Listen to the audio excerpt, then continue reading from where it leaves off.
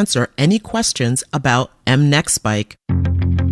WNYC, independent journalism in the public interest.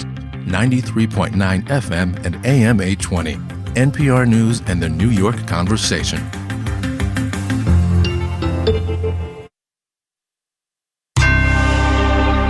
Marketplace is supported by Progressive Insurance. The Name Your Price tool provides a range of coverage options. Progressive.com. Price and coverage match limited by state law. It was the rate cut everyone expected, but now what? From American Public Media, this is Marketplace.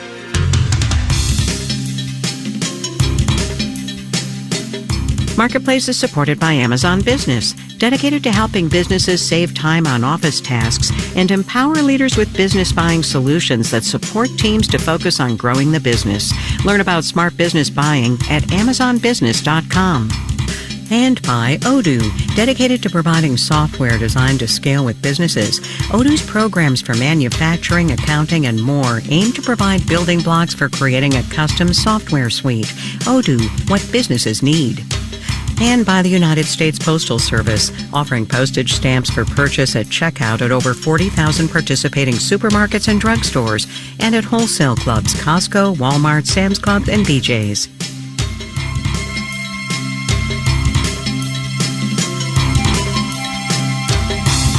In Washington, D.C., I'm Kimberly Adams in for Kai Risdall. It's Wednesday, September 17th. Good to have you along.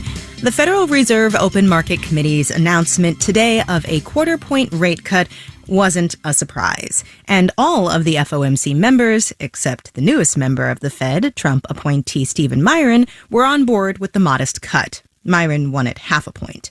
Fed Chair Jerome Powell was clear that this rate cut is an acknowledgement of a shift in attention from the inflation side of the Fed's dual mandate to the labor market side. Because despite the tariffs, I would just say that the risks there have been less than one might think. And in terms of the labor market, what we're seeing is unemployment is still low. It's still a relatively low rate, but we're seeing downside risks. And what are some of those downside risks? You see people who are sort of more at the margins, so kids coming out of college and younger people, minorities are having a hard time finding jobs. The overall job finding rate is very, very low. However, the layoff rate is also very low. So you've got a low firing, low hiring environment. And the concern is that if you start to see layoffs, the people who are laid off there won't be a lot of hiring going on. So that could very quickly flow into higher unemployment. Not to mention what's going on with immigration. There's very little growth, if any, in the supply of workers. And at the same time, demand for workers has also come down quite sharply, and to the point where we see what I've called a curious balance. So while Powell says, yes, there is still inflation risk from tariffs and other economic policy, we have a situation where we have two-sided risk, and that means there's no risk-free path. Wall Street today, traders knew it was coming, but still liked it. We'll have the details when we do the numbers.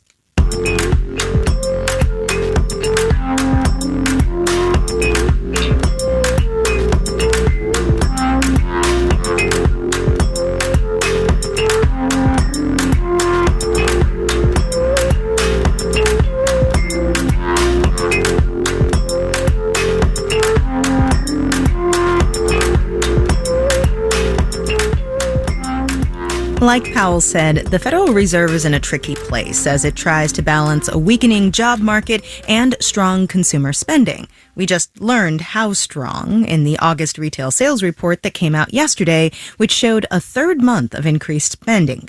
The thing is, those retail sales are growing more dependent on the shopping habits of a smaller group of consumers. The top 10% of earners in the U.S. accounted for nearly 50% of spending in the second quarter, according to Moody's Analytics. That's the highest level since it started tracking this data. Someone asked Fed Chair Powell about this at the press conference today, and Powell acknowledged it, but pointed out even spending by those at the top is still spending driving the economy. So what does it mean to have that much of the economy hinging on this kind of spending imbalance? Marketplace's Christian Schwab reports. Soaring home values and financial markets have helped the rich transform into the wealthy.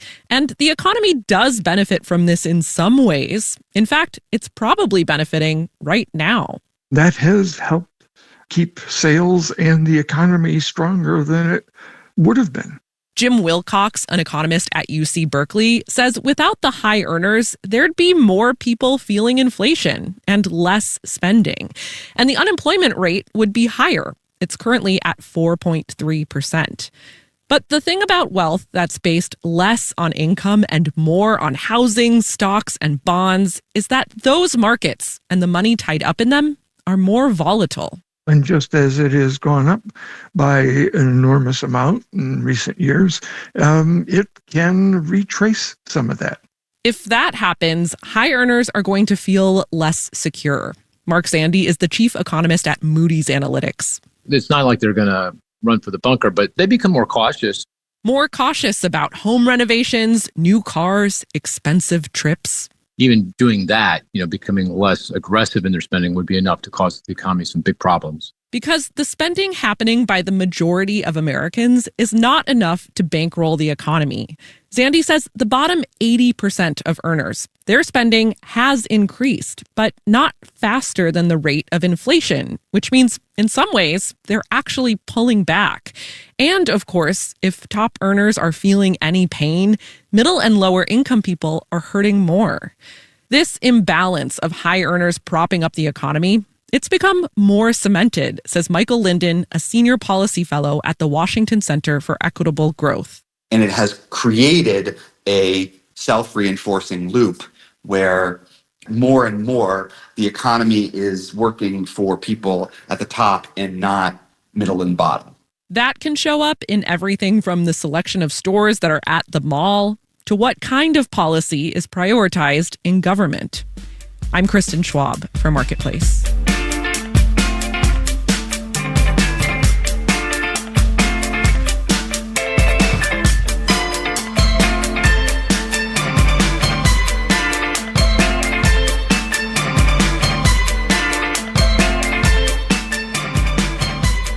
Many of the questions at today's Fed press conference were about how tariffs are showing up in the economy.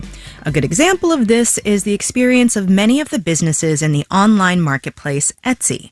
Almost 90% of sellers on that platform are a business of one, and many are facing their own make it or break it moment as tariffs threaten their entire business model. Cibele Carazana is an economy and childcare reporter at the 19th, and she wrote about the landscape for Etsy sellers. Cibele, thanks for being here. Thanks so much for having me. For those who aren't so acquainted with Etsy and how it works, who is the typical Etsy seller and what kind of products are they selling?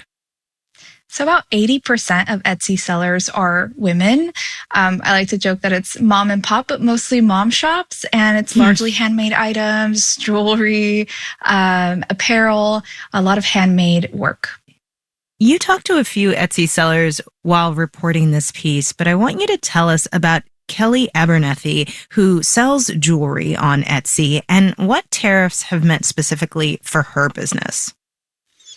So Kelly's story really struck me. She is a person who 5 years ago had experienced a lot of grief. She lost 2 babies to miscarriage and sort of started her business from that. She wanted to make some commemorative jewelry and thought, hey, why don't I put this? She never made jewelry before, but she's like, why don't I put this on Etsy, see if somebody else wants it?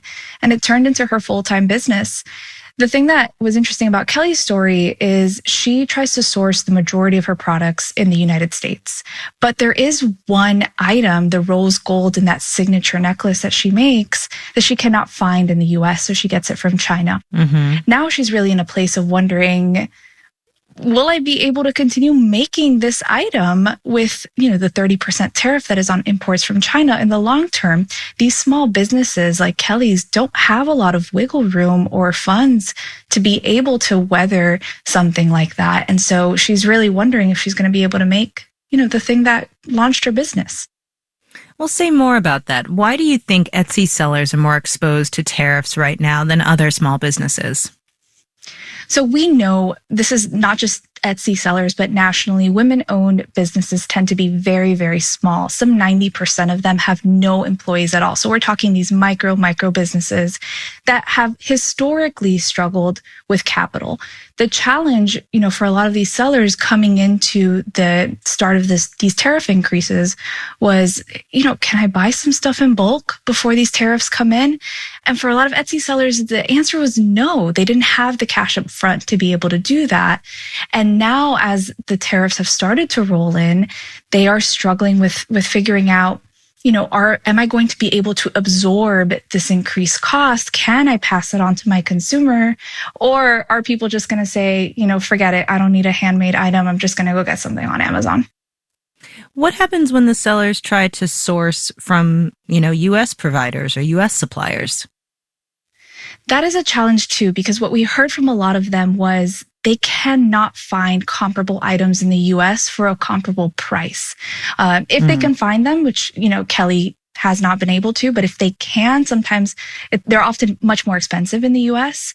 And they might also be really different, which is something I didn't think about, but was interested in as we reported this story was, you might find something similar in the U.S., but it's not exactly the same. So now you're taking new marketing pictures, you're letting your customers know. So it is a challenge, I think, on multiple fronts for folks to source stuff in the U.S. So where does this leave sellers, specifically here in the U.S. and those women and moms that you were talking to? I don't think we know quite yet. I think we're starting to see this ripple effect take place. I think a lot of the sellers that we spoke to said that they're sort of in a holding pattern. They're not quite sure how this is going to affect their business just yet. They might have some product lined up and don't need to make those purchases from overseas just yet. When they do is when sort of the rubber is going to meet the road a bit. So I think this next holiday season, which is busy season for all of them, is really when we're going to start to see where that impact is going to be focused. What's Kelly going to do? Kelly doesn't know. Kelly told me that there's something that she told me that really stuck with me. She said, I didn't come into this to make a lot of money. I just wanted to be doing something that I enjoyed and was passionate about. And that was my American dream. And now I'm sort of feeling it slip away. Cibele Carrizana is an economy and childcare reporter for the 19th, writing about tariffs and Etsy sellers. Thanks, Cibele. Thank you.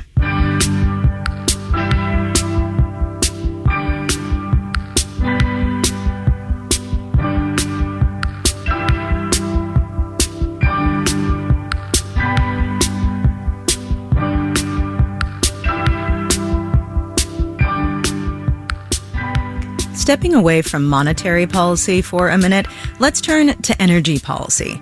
For most forms of renewable energy, especially wind and solar, the GOP's tax and spending law that passed this summer was bad news.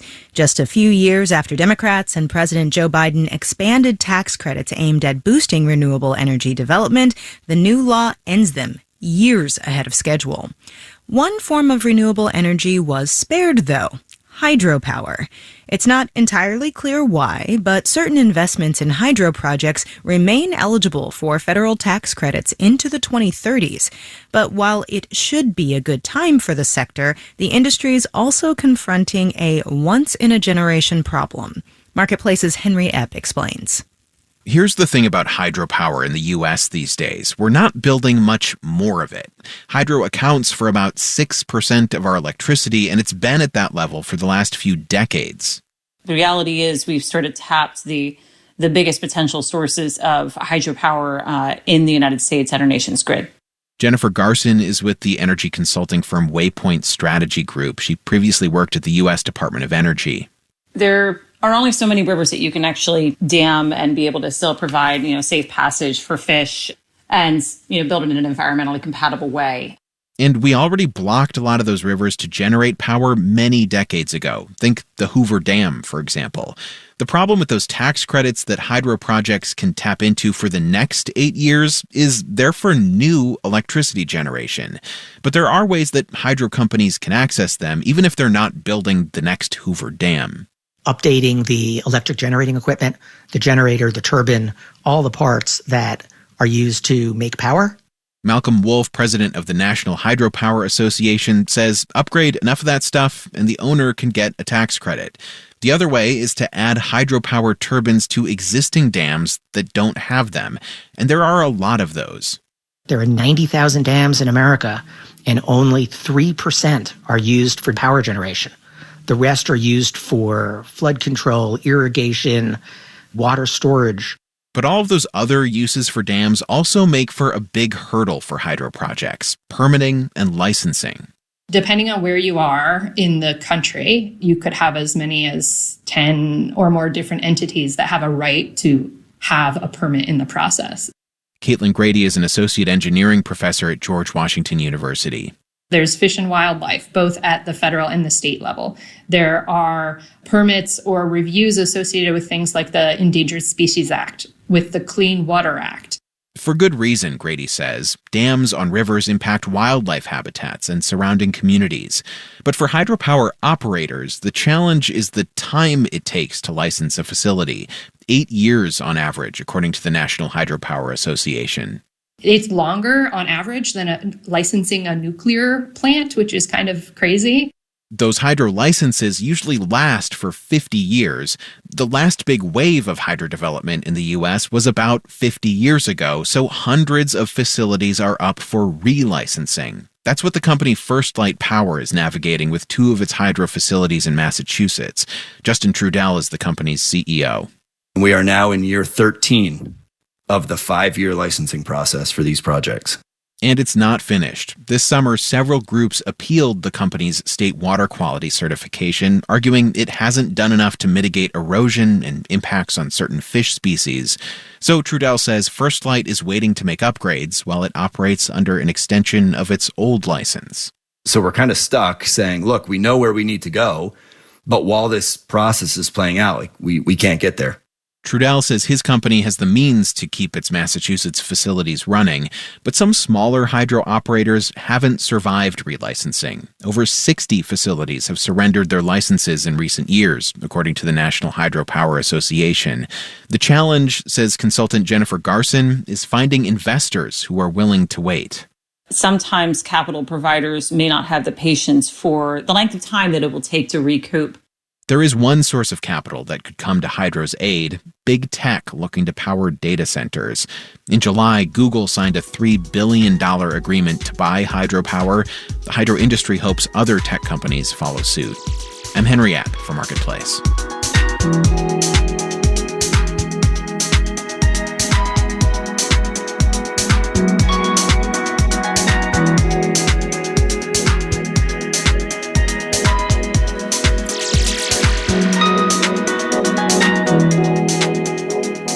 Coming up, starting school again at 50 brings out all the internal fears that I have about feeling old. School is back in session, but first, let's do the numbers. The Dow Jones Industrial Average gained 260 points, 0.6%, to close at 46,018. The Nasdaq slid 72 points, 0.3%, to finish at 22,261, and the S&P 500 ticked down 6 points, 0.1%, to end at 6,600. In non-Fed related news, Jerry of Ben & Jerry's says he's quitting the ice cream biz. Jerry Greenfield says the brand's advocacy on progressive issues created an untenable conflict with parent company Unilever. Unilever added 0.9%. Bond prices fell. The yield on the 10-year T-note rose to 4.08%. And you're listening to Marketplace. Marketplace is supported by Viking, committed to exploring the world in comfort, offering a small ship experience with a shore excursion included in every port and onboard cultural enrichment. Discover more at Viking.com. And by Mercury. Mercury is a fintech that helps entrepreneurs do more with their money. They offer banking, credit cards, invoicing, and more, all in one place. Learn more at Mercury.com.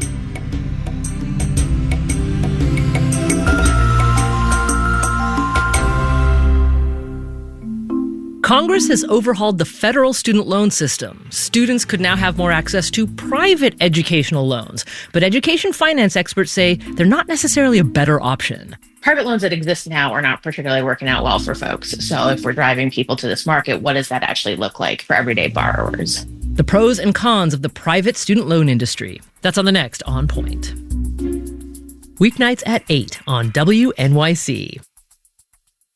WNYC receives support from the John S. and James L. Knight Foundation, helping public radio advance journalistic excellence in the digital age. The Knight Foundation believes informed and engaged communities are essential for healthy democracy. More at kf.org. You're listening to Marketplace on WNYC. Coming up in the 7 o'clock hour of All Things Considered, red carpets, carriage processions, military parades, and a castle. President Trump basked in royal pomp and pageantry ahead of his summit tomorrow with the Prime Minister. We'll hear that and more at 7 o'clock. This is Marketplace. I'm Kimberly Adams. Investors and lenders have been anticipating that quarter-point rate cut for a while. As Powell reminded folks today, the Fed doesn't set mortgage rates, for example, but those who do basically have already priced the cut into those mortgage rates, which have come down in recent weeks. They're now the lowest they've been in about a year. The average 30-year fixed is hovering somewhere between 6.1 and 6.4%, depending on which tracker you're looking at. The drop in rates has sparked a jump in homeowners refinancing, according to the Mortgage Bankers Association. But it hasn't motivated nearly as many people to jump back into the market to buy. Marketplace's Samantha Fields has more. At the beginning of this year, mortgage rates were hovering around 7%. 2 years ago, they hit almost 8%. Mike Fratantoni at the Mortgage Bankers Association says now that they're below 6.5%, it might make sense for people who bought at those higher rates to refinance. And in the past week's data, a lot of them made the jump. We saw almost a 60% increase in the volume of refinance applications. He says hundreds of thousands of borrowers now have the option to bring down their mortgage rate and their monthly payment by refinancing. Just as a rule of thumb, oftentimes a lender will say if you can save half a percentage point, that's often enough to at least explore the opportunity. And right now, many recent home buyers can save more than that. So far, though, prospective buyers don't seem moved by the drop in rates. There was only a 3% jump in mortgage applications from people looking to buy last week, compared to that nearly 60% jump in people looking to refinance. Danielle Hale at Realtor.com says some of it is just timing. People who are ready to refinance have probably been thinking about it for a while and have just been waiting for their opportunity. It's also not as big or as complicated of a decision to refinance as it is to buy, she says. There aren't as many moving parts. Buying a home has a longer lead time than the decision to refinance. And so I think we will eventually see some more interest in home buying. It's also likely that people who aren't actively searching for a house aren't even aware that rates have come down, says Ali Wolf at Zonda. You're a journalist. I'm an economist. We study housing. We look at mortgage interest rates all day, every day. The average consumer doesn't. So it can take a little while for people to realize. And once they do, she says there's still the issue of home prices, which are near record highs, and the question of whether people feel like it's a good time to buy. A lot of consumers are looking at the economy, and the economy looks shaky, and there's job instability, and there's a lot of people that are saying, okay, great, mortgage rates are down, but should I make the largest investment of my life today? Maybe not. Maybe I need to wait until things look a little more stable. I'm Samantha Fields for Marketplace.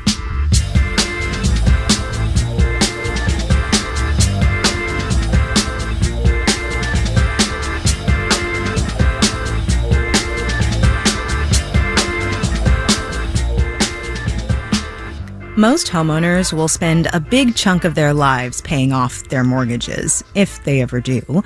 But for those who can pull it off, freeing up that income can open up all kinds of new opportunities. We checked in with someone who took advantage of the chance.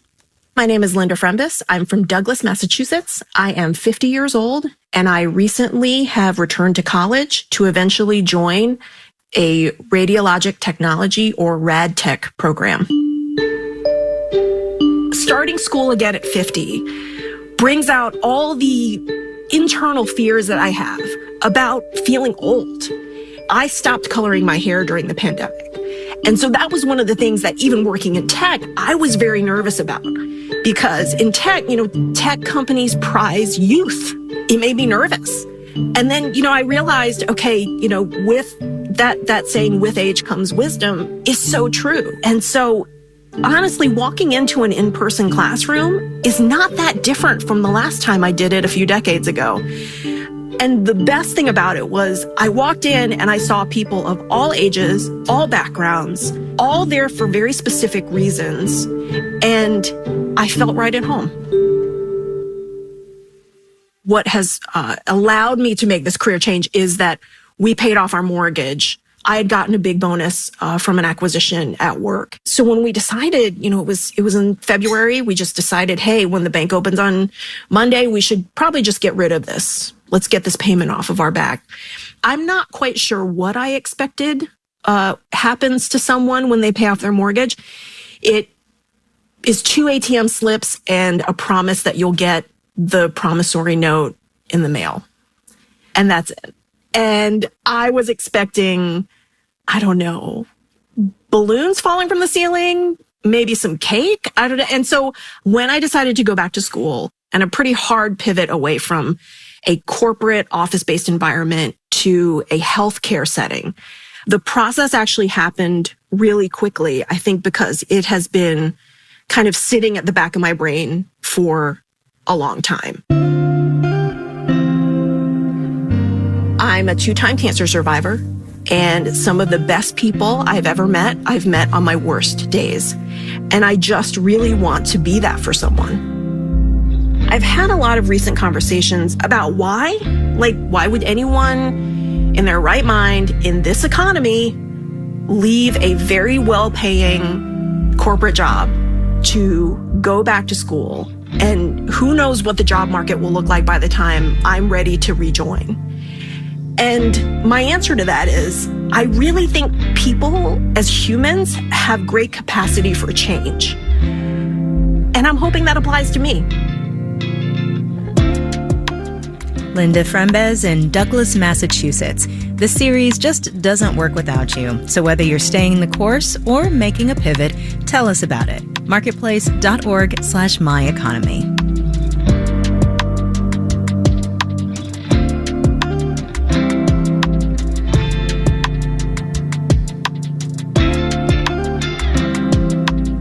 Marketplace is supported by Avalara, providing businesses with cloud-based tools and managed services for property tax compliance. From filing returns to tracking assessments, Avalara can help. Learn more at avalara.com/property tax. And by Odoo, dedicated to providing software designed to scale with businesses. Odoo's programs for manufacturing, accounting, and more aim to provide building blocks for creating a custom software suite. Odoo, what businesses need. This final note on the way out today, gotta end with one more bit from the Fed press conference, where Chair Powell was asked a lot about Fed independence. And he said, over and over again, that they're just gonna keep on looking at the data and focusing on that dual mandate. I think when you get to another part of Washington, everything is seen through the lens of, does it help or hurt this political party, this politician? That's the framework. And I think people find it hard to believe that that is not at all the way we think about things at the Fed. We're taking a longer perspective. We're trying to, serve the American people as best we can. As best we can. Our media production team includes Brian Allison, Jake Cherry, Jessen Dueller, Drew Jostad, Gary O'Keefe, Charlton Thorpe, and Juan Carlos Torrado. Jeff Peters is the manager of media production, and I'm Kimberly Adams. We'll see you tomorrow, everybody.